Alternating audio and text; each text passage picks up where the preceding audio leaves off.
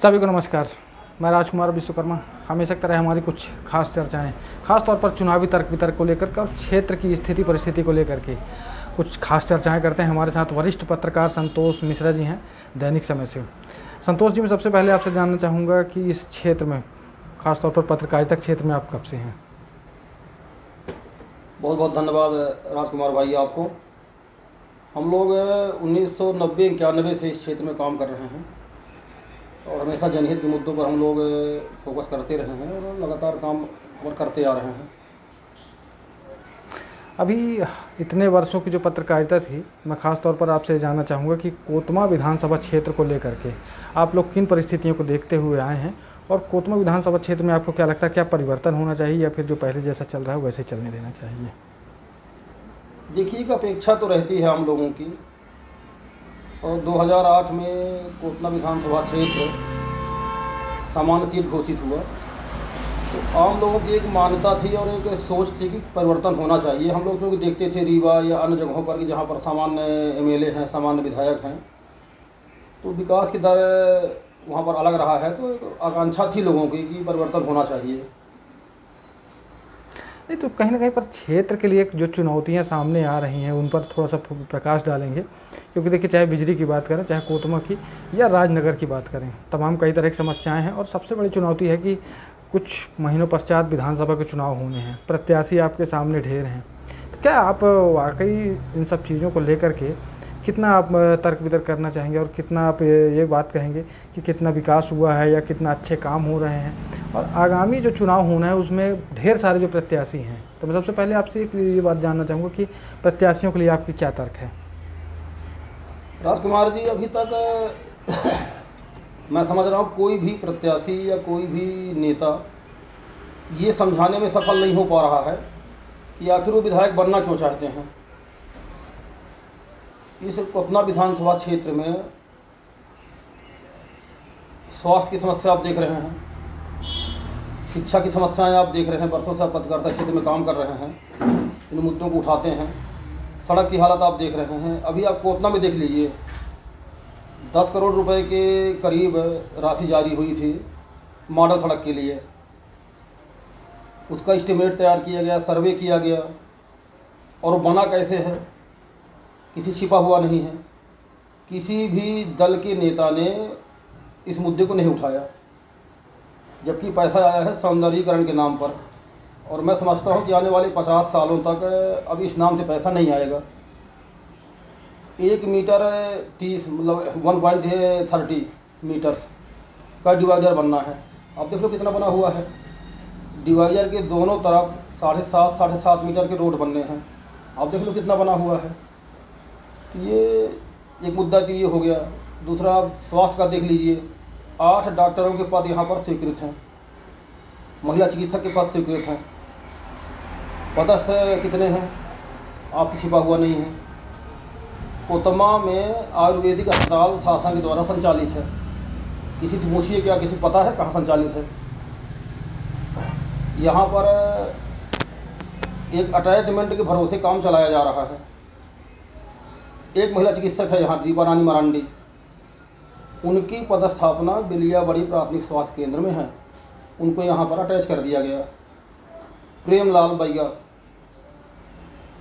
उनकी पदस्थापना बिलियाबड़ी प्राथमिक स्वास्थ्य केंद्र में है, वो यहाँ पर उनको अटैच कर दिया गया। डीएमओ की हालत आप देख रहे हैं, हर 4 महीने 6 महीने में डीएमओ चेंज करना है, कभी मलगा से, कभी परासी से, कभी और कभी बिजली से, और कहीं आ जाएगा। कोतमा विधानसभा क्षेत्र में 3 नगर परिषद गठित की गई, डोला, बनगमा, डूमर, कछार। इन तीनों नगर परिषदों में भारी पैमाने पर भ्रष्टाचार किया गया, कर्मचारियों को भर्ती करने के नाम पर, संलग्नीकरण के नाम पर। आपको मैं पत्र आपको मुहैया करा दूंगा। एक दिन में 3 बैठक हुई, 12 से 2, 2 से 4 और 4 से 6, और एक दिन में ही सैकड़ों कर्मचारियों का तीनों नगर परिषदों में संलग्नीकरण कर दिया गया। एकमात्र युवा कांग्रेस ने इस मुद्दे को उठाया। ना तो कांग्रेस ने इसको छूने का प्रयास किया, जबकि यहाँ पर कांग्रेस के एमएलए हैं, उनको इस विषय में विधानसभा पूछना चाहिए, संघर्ष करना चाहिए सड़क पर। भारतीय जनता पार्टी की सरकार है, इस तरह के अनैतिक और इस तरह के नियम विरुद्ध काम हो रहे हैं तो उनको विरोध करना चाहिए था, किसी ने विरोध नहीं किया। पत्रकारों ने इस मुद्दे को उठाया, आपको पता है आप लोग इसमें संघर्ष कर रहे थे। इसके बाद इसको मूल रूप से ज़मीन में लड़ा, सड़क में लड़ा युवा कांग्रेस ने, और लिखित रूप में ये कहा वहाँ के लोगों ने, अधिकारियों ने, कि कोई संलग्नीकरण नहीं हुआ है, कोई फर्जी भर्ती नहीं हुई है। आखिर जांच के बाद वो भर्तियाँ निरस्त की गई, संलग्नीकरण निरस्त किया गया। और अभी तो जानकारी मिली है कि एक सीएमओ बर्खास्त कर दिया गया है, कुछ कर्मचारी बर्खास्त हुए हैं। करोड़ों रुपए की राशि अपने निहित स्वार्थों के लिए खर्च कर ली गई कर्मचारियों के वेतन भत्ते के नाम पर। उसकी वसूली के आदेश शासन ने दिए हैं, लेकिन दुर्भाग्य इस बात का है कि आज दिनांक तक दोषियों के खिलाफ मामला दर्ज नहीं किया गया, न राशि वसूली कार्रवाई की जा रही है। तो ये कोतमा विधानसभा क्षेत्र के लोग किसको नेता मान लें, और जो भी नेतृत्व करना चाह रहा है वो अपनी बात रख नहीं पा रहा है। स्थितियाँ तो आपके सामने है, सारी चीज़ समझ रहे हैं आप कि लोग विधायक क्यों बनना चाह रहे हैं। और मेरा मानना तो यह है कि शायद पेंशन क्लब में शामिल होना चाह रहे होंगे कि पेंशन मिलना शुरू हो जाएगा तो बुढ़ापा सुधर जाएगा। और एक बात और आपको जान के आश्चर्य होगा, जिन लोगों ने 25 साल, 30 साल, 40 साल सरकारी सेवा की और जब वो अधिकारी कुर्सी पर बैठते थे तो सीधे उन लोगों से बात नहीं करते थे, वो भी विधायक बनना चाहते हैं। और क्यों बनना चाहते हैं, कारण नहीं बता पा रहे हैं। ये कारण हमको आपको पता करना चाहिए। नहीं तो इसीलिए हम आपसे चर्चा कर रहे हैं, क्योंकि देखिए इस क्षेत्र के वरिष्ठ पत्रकारों में आपका नाम जाना जाता है। और मिश्रा जी कहीं ना कहीं पर आज इस क्षेत्र की जो स्थितियां हैं, ठीक है, देखिए हम भी चाहते हैं कि ये सारी चीज़ें जो है तो पब्लिक प्लेस पर उतारी जाएं, क्योंकि एक पत्रकार होने के नाते कहीं ना कहीं पर हम सभी का एक दायित्व तो बनता है कि जो सारी सच्चाई है वो हम पब्लिक प्लेस में ला करके रखें। जैसे आज बिजली की स्थिति है, लोग वहाँ पर पानी, सड़क, आपको भी पता है कि अगर बिजली से राजनगर की ओर जाना है तो सड़क की स्थिति क्या है, तो तमाम ऐसे कई सारे मुद्दे हैं। तो क्या आपको नहीं लगता कि इन पर जो है इन लोगों को आवाज़ उठानी चाहिए? बिल्कुल उठानी चाहिए आवाज़, और पूरी तरह से सरकार की विफलता है। 15 साल 18 साल से यहाँ पर सरकार है एक दल की,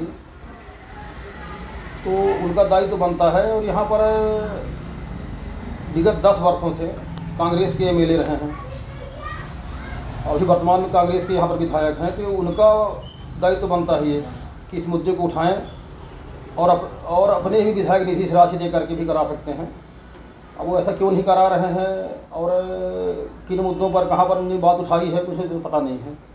अभी हाल फिलहाल जो है तो देखिए अभी आपके सामने ट्रेनों का मुद्दा है। लोकल ट्रेनें खासतौर पर जो जिनका स्टॉपेज अनूपपुर ज़िले के लगभग जो जितने भी छोटे मोटे स्टेशन है सभी जगह पर होता था, लेकिन आज स्थितियाँ यह है कि ट्रेनें नहीं रुक रही हैं और लोगों ने वाहवाही खूब लूटी अखबारों के माध्यम से कि हमारे द्वारा पत्राचार किया गया तो आज ट्रेनें चालू हुई। लेकिन कहीं ना कहीं पर ट्रेन स्टॉपेज एक बहुत बड़ा इशू है। निश्चित बहुत बड़ा इशू है, और ट्रेनों के न रुकने के कारण छोटे स्टेशनों में कोतमा का बाज़ार समापन की ओर है। और आप देख रहे हैं कि पहले जैसे धुरवासिन हो गए, हरद हो गए, मऊहरी हो गया, इधर आपका बैहटोला कटकोना के लोग, ये बहुत उनसे जुड़े हैं समाज क्षेत्र के तमाम लोग कोतमा बाज़ार करने आते थे, तो करीब करीब सभी का व्यवसाय चलता था। आज इन स्टेशनों पर ट्रेन नहीं रुक रही है, तो उसके कारण भी बाज़ार समापन की ओर है। और ये हमारे यहाँ के नेताओं की विफलता है, और हमारे यहाँ के नेता तो ट्यूटर टूटर खेल रहे हैं। कोई नेता, एक तो बहुत बड़े नेता हैं क्षेत्र के, तो जब कोई भी कार्यक्रम यहाँ होगा तो यहाँ पर वो आ जाएंगे और उनके जो कुछ लोग रहेंगे बता देंगे कि भैया ने पत्र लिखा था इसलिए यहाँ पर स्टॉपेज हो रहा है। वास्तव में सरकार का काम जन कल्याणकारी काम करना होता है, सरकार का काम व्यापार करना नहीं होता है। तो जब से भारतीय जनता पार्टी की सरकार आई है 2014 के बाद से, तो सरकार व्यापार करने लग गई। इसमें एक छोटी सी कड़ी भी है। मैं कहूँ कि अगर आप विधानसभा का चुनाव लड़ते हैं और विधानसभा में आपको अवसर मिलता है, जनता आपको प्रत्यक्ष रूप से चुन कर लाती है, तो इसमें सरकार का या फिर कहीं पर किसी तरह का कोई रोल नहीं होता, क्योंकि जनप्रतिनिधि जनता ने आपको चुना है, ना कि आपकी सरकार को, क्योंकि जनता आपको चुन रही है। तो उस जनप्रतिनिधि होने के नाते आपका दायित्व तो क्या बनता है वहाँ पर? क्या आप हमेशा सरकार को दोषी ठहराते रहेंगे? नहीं, सरकार का रोल तो होता है, इससे हम आप नकार नहीं सकते हैं, लेकिन जो यहाँ से चुन के गए हैं या जो अपना को चुनवाना चाहते हैं, उनकी भी जो लीडरशिप है, जो नेतृत्व क्षमता है, वो भी परखा जाना चाहिए। और कम से कम आज चूँकि आपके हाथ में नहीं है, आप सरकार में शामिल नहीं हैं, आप उस विभाग के मिनिस्टर नहीं हैं, तो आपके हाथ में नहीं है। लेकिन जो चीज़ आपके हाथ में है वो भी आप नहीं कर रहे हैं कि आप यहाँ की बात उठा सकते हैं, आम जनता को यूनाइट करके उनकी बातों को लेकर धरना कर सकते हैं, प्रदर्शन कर सकते हैं, शासन का ध्यान आकर्षित करा सकते हैं, तो वो भी नहीं हो रहा है। कहीं आपको करना भी है तो आपको दूसरे राज्य जाना पड़ता है। अब ये समझ में नहीं आ रहा है कि आज स्थिति देखिए आपके सामने, आपको ही पता है कि चाहे आपके क्षेत्र के नेता हो, चाहे पूरे मध्य प्रदेश की, जब विधानसभा की वहाँ सभाएं चल रही होती तो वहाँ पर आपके क्षेत्रीय विधायक जो है कई तरह के मुद्दे उठाते हैं, लेकिन जो अहम भूमिका जिन मुद्दों को लेकर के होनी चाहिए तो वो कहीं पर नहीं होते। नहीं, हमारे क्षेत्रीय विधायक तो निजी खुन्नस के मुद्दे उठाते हैं कि राजकुमार शुक्ला ने क्या किया, रफ़ी ने क्या किया। जो ये कांग्रेस के भी लोग हैं इनके मुद्दे ज़रूर उठाएंगे, लेकिन ट्रेनें क्यों नहीं चल रही हैं, स्टॉपेज यहाँ पर क्यों नहीं हो रहा है, क्षेत्र में डॉक्टर्स क्यों नहीं हैं, मॉडल रोड में इतनी भारी भ्रष्टाचार क्यों किया गया। एक चीज़ आपको जान के आश्चर्य होगा राजकुमार जी, जकीरा चौक से लेकर के बस स्टैंड तक एक सड़क बनाई गई थी। वो सड़क बनी, उसकी निविदा जारी हुआ सीसी रोड बनने के लिए, और वो सड़क अचानक रात में गायब हो गया। कहीं चला गया या कोई उसको उठा के ले गया या वो चोरी हो गया, क्या हुआ, तो सड़क ही वहाँ से गायब हो गई। इस मुद्दे को हम लोगों ने अखबार में छापा, राजेश जैन जी का एक स्टेटमेंट आया था अखबार में। उसके बाद रात में हम जब दूसरे दिन देखे तो उसमें कालिक पुता हुआ था। अभी भी क्या क्षेत्रीय विधायक ये नहीं देख पा रहे हैं यहाँ पर, या कांग्रेस के जो ब्लॉक अध्यक्ष हैं, जो कांग्रेस के लीडर हैं यहाँ पर, इस मुद्दे क्यों नहीं उठा रहे हैं। भारतीय जनता पार्टी उसमें परिषद रही है, वर्तमान में कांग्रेस की परिषद है, क्या उसका भुगतान हो गया या नहीं हुआ है, आखिर वो रोड कहाँ गई। तो एक तरह से संपत्ति विरूपण का मामला भी बनता है, आर्थिक अपराध का भी मामला बनता है। तो ऐसे मामलों में जब जनप्रतिनिधि हमारे ध्यान नहीं देते हैं, या दूसरी भाषा में कहा जाए कि मैनेज्ड हो जाते हैं, ये बहुत दुर्भाग्यपूर्ण है। और उस सड़क से जुड़े हुए लोग भी, या जो उसमें प्रत्यक्ष या अप्रत्यक्ष शामिल रहे हैं, जिनके नाम चर्चा में आ रहे हैं, विधायक वो भी बनना चाहते हैं। तो ये जनता है, पब्लिक है, सब जानती है, और इससे हम लोग हम कर भी क्या सकते हैं। नहीं तो आप कैसा नेता चुनना चाहेंगे, मैं आपसे जानना चाहूँगा। देखिए नेता होने की एक जो भूमिका होती है, जैसे आज भी कुछ नेताओं के नाम लिए जाते हैं, चाहे रामलाल जी की बात करें, बिसाहू लाल जी की बात करें। देखिए यहाँ पर पार्टीवाद नहीं, मैं सिर्फ नेताओं की बात कर रहा हूँ। तो आप किस तरह का नेता चुनना चाहते हैं भाई, क्योंकि आज इस क्षेत्र के लिए कुछ ना कुछ तो, क्योंकि आज वर्तमान अगर इस तरह का, तो भविष्य फिर कैसा होगा ये कोई इसकी कल्पना नहीं कर पाएगा। तो किस तरह का नेता आप चुनना चाहते हैं? भाई नेता तो हम लोग ऐसा चुनना चाहते हैं, या नेता एक ऐसा नेता हो किसी भी दल का हो कि कम से कम अधिकांश लोग उनको नेता मान लें, आम पब्लिक का विश्वास उनको प्राप्त हो। अब यहाँ दुर्भाग्यपूर्ण स्थिति यह है कि दोनों ही दलों में उनको उनके दल के लोग ही नेता नहीं मानते। तो ऐसी स्थिति में हमारे को इतना का दुर्भाग्य था कि दो हमारे बड़े नेता अचानक यहाँ उनका अवसान हो गया, उनका निधन हो गया। बहुत दुख है। दादा शंकर सिंह चंदेल और स्वर्गीय राजेश सोनी जी। तो दादा के जाने के बाद इस नगर में राजेश सोनी जी रहे हैं कि एक अघोषित रूप से वो सरपंच इस गांव के हो गए थे। सभी दल के लोग, आम लोग उनके पास अपनी समस्या लेके जाने लग गए थे। लोग बात करते थे उनसे, वो समस्या सुलझाने का प्रयास करते थे, और एक अच्छी नेता के रूप में छवि बनी हुई थी। जो विरोधी दल के लोग थे वो भी उनको नेता मान लेते थे कि अन्याय का विरोध करेंगे और किसी मुद्दे को उठाएंगे। उनके अवसान के बाद मुझे यहाँ कोई ऐसा नेता नहीं दिख रहा है जिस पर आम जनता का विश्वास हो या आम जनता के मुद्दों को उठाते हों। वो उन्हीं मुद्दे को उठाएंगे जिनमें उनका निहित स्वार्थ होगा। एक छोटा सा आपको उदाहरण दे रहा हूँ मैं। ये चंदन को पता है, आपको भी पता होगा, जब ये मॉडल रोड बन रहा था तो उस टाइम में भारतीय जनता पार्टी के नेता और हमारे कांग्रेस के नेता भी इस गुणवत्ता को लेकर के, उसको इस्टीमेट के अनुसार बनाने को लेकर के, और कहीं सड़क जाम करना या उसमें वहाँ के अधिकारियों को बुलाना, तब थोड़ा सा प्रसन्नता हुआ था कि चलो कम से कम जनहित के मुद्दे में तो सब लोग एक हैं।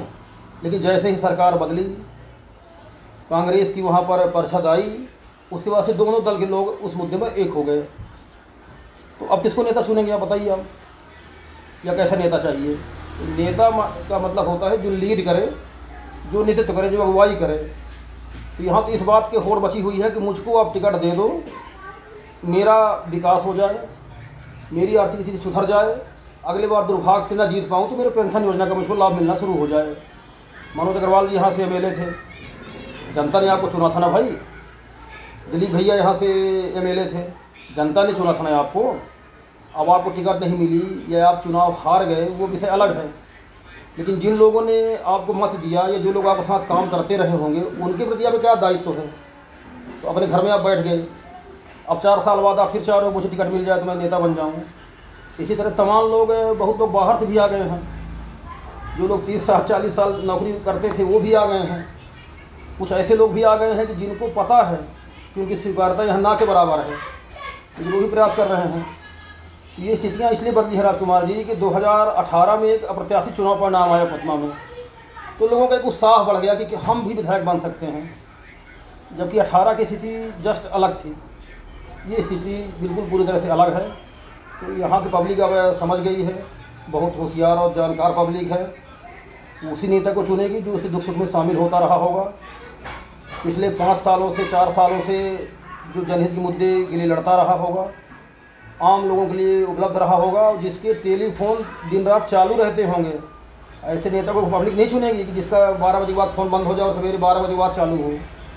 कई बार तो फ़ोन ही नहीं उठता। नहीं, कई बार फ़ोन नहीं उठता है। और वो लोग एक आप नाटक भी करेंगे कि 4 घंटे 3 घंटे बाद आपको कॉल बैक करेंगे, तब तक आपका काम हो चुका होगा या आप निपट चुके होंगे।